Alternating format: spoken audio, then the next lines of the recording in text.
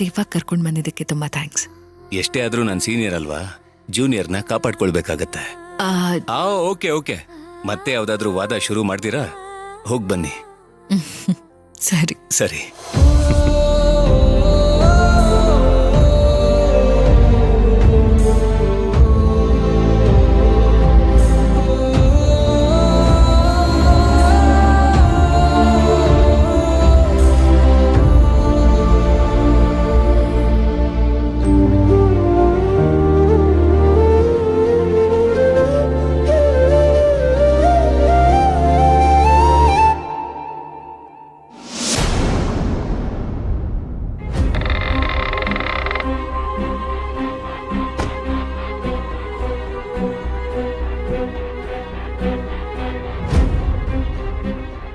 ವಿಕ್ರಮ್ ಸಾಹೇಬ್ರ, ನಿಮ್ಗೇನೂ ಆಗಿಲ್ಲ ತಾನೆ?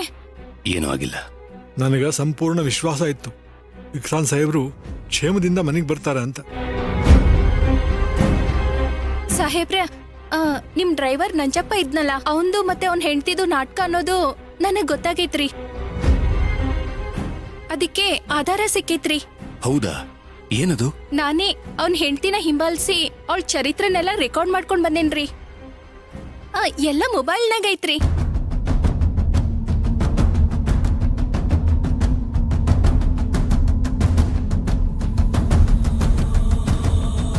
ನೋಡ್ರಿ.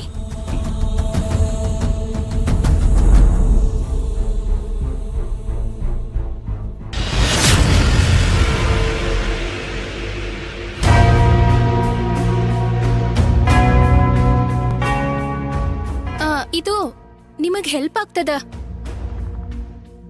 ಅಷ್ಟಾದ್ರೆ ಸಾಕು. ಮಾಧವಿಯವರೇ, ಥ್ಯಾಂಕ್ ಯು.